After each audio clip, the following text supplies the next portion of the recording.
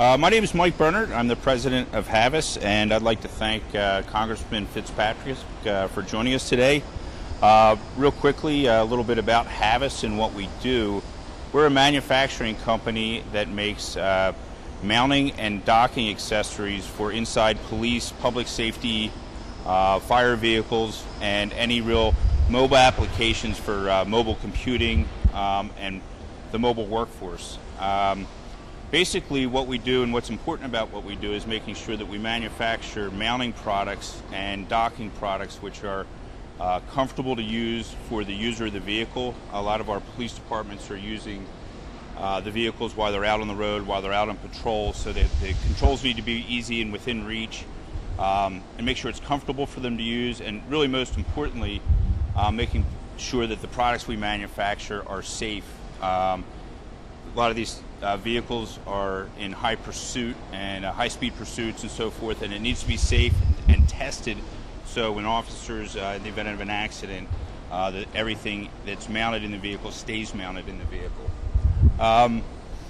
The vehicles themselves now, we're one component of about a $25,000 upgrade in technology that goes into a police vehicle.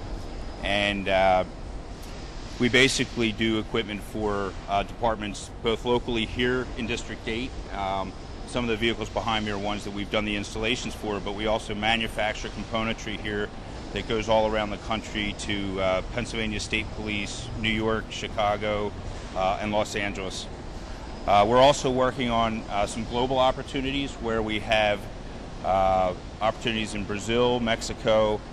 We're pursuing a large deal in New Zealand right now for 3,000 units with a department down there, as well as some departments in Europe right now.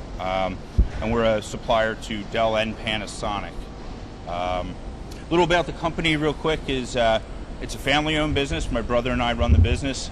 We started in Willow Grove and have been in 3 different locations here in Warminster over the past 15 years. We've gone from about 4 people to we're about 180 people on the payroll right now, out of 2 locations, one here and another one in Plymouth, Michigan, with this being our home office. Basically, one of the things that makes our company different is that we manufacture 85–90% of what we do here in our facility here and our other facility in Michigan, which enables us to do custom solutions that some of our competitors can't do. So just about everything we make is built right behind us here in the plant. We are excited to report that in this tough environment, the past 2 years we've actually grown the business, and as a result of that we pursued acquiring the property next door. And unfortunately we came to a price negotiation and about 16–18 months ago was settled, and then we began negotiating with the federal EPA and trying to get the ground approvals necessary to proceed to agreement of sale.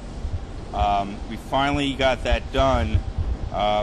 It was really a frustrating process, and we had lawyers, we tried negotiating, and we just couldn't seem to push it through the red tape. And about 4 weeks ago, we ran into Congressman Fitzpatrick and his aides, and were able to ask them for some assistance. And he immediately got on it and helped our people get in touch with the enforcement people at EPA and get the necessary signatures just so we could buy the property.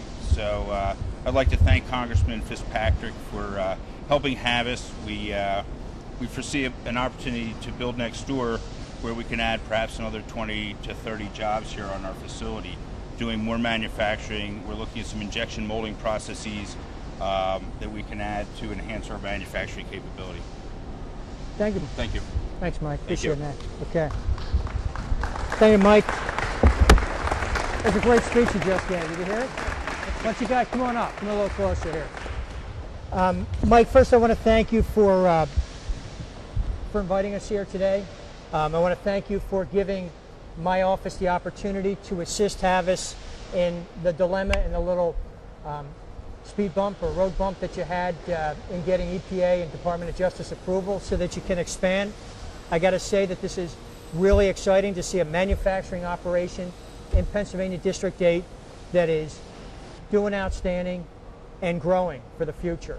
A lot of talk about job creation. They talk about job creation in Washington. You turn on the news, they're talking about employment rates and unemployment rates. I got to tell you, I firmly believe that the road to success and the road out of this recession that we find ourselves in is firmly rooted in small business and small businesses like Havis that start with the dream.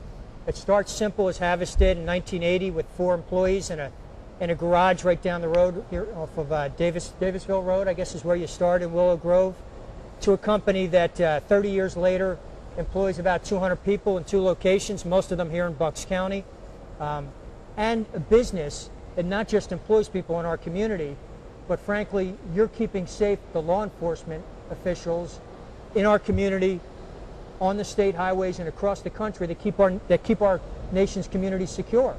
And so it's the best of all worlds. You're helping to secure our neighborhoods, you're keeping workers employed here in Bucks County and in this region, and you're growing. And all you're looking for, as I understand it, all you're looking for is the federal government and the local governments to either help you or to stay out of the way. Those are the options, help or stay out of the way. And so you're having a little issue you talked about with the federal government. We were proud to help, but very proud indeed to stop by to personally congratulate you, to encourage you, to let you know, that my philosophy, I think, is probably the same as yours, Mike, that small business is the engine of growth, economic growth and opportunity. It's what made this country great in the first instance, and will keep it great and make it great in the future.